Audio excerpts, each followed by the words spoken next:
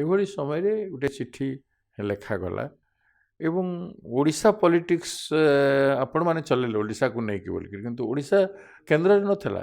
କେନ୍ଦ୍ର ରାଜନୀତି ଆଇସିସି ଏବଂ ଭାରତବର୍ଷ ରାଜନୀତିକୁ ନେଇକରି ଦଳର ସର୍ବୋଚ୍ଚ ନେତୃତ୍ୱମାନଙ୍କ ଉପରେ ପ୍ରଶ୍ନ ଉଠା ହେଇଛି। ସେଇଟା ମୁଁ ଭାବୁଛି ମୁକିମ ବାବୁ ନିଜ ହାତରୁ କରିନଥିବେ।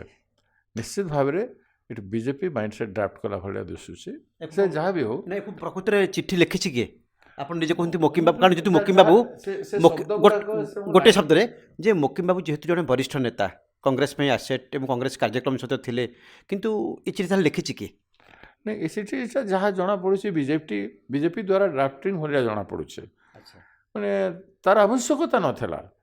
ଯଦି ମୋକିମ ବାବୁଙ୍କର କୌଣସି କମ୍ପଲସନ୍ ପରିସ୍ଥିତି ସୃଷ୍ଟି ହେଇଥିବ, ସେ ଫିଲ୍ କରିଥିବେ, ବୋଲେ ମୁଁ କହିପାରେନି ହ୍ୱାଟ୍ ଇଜ୍ ହିଜ୍ କମ୍ପଲସନ୍, ବଟ୍ ସେଭଳିଆ ପରିସ୍ଥିତିରେ ସେ ନିଜକୁ ଦଳରୁ ଅଲଗା କରିବା ଭଳିଆ ମନ୍ତବ୍ୟ ହେଇଛି। ଏଇଟା ସେ ନିଜେ ନିଶ୍ଚିତ ଭାବରେ ଜାଣିପାରୁଥିବେ ଯେ ଏଇଟା ଲେଖିଲେ ପାର୍ଟିରୁ ମୋତେ ମୋ ଉପରେ କାର୍ଯ୍ୟକ୍ରମ ହେଇପାରେ ବୋଲି ସେ ନିଶ୍ଚିତ ଭାବରେ ଜାଣିଥିବେ। ସରକାରୀ ଚାପ ରହିଲା କି କିଛି ଗୋଟେ ପ୍ରେସର ରହିଲା? ହେଇପାରେ, ସରକାରୀ ପ୍ରେସର ହେଇପାରେ, ଇଡି ଆଇଟି ଠୁ ନେଇକରି କୌଣସି ବି ପ୍ରେସର ହେଇଥାଇପାରେ।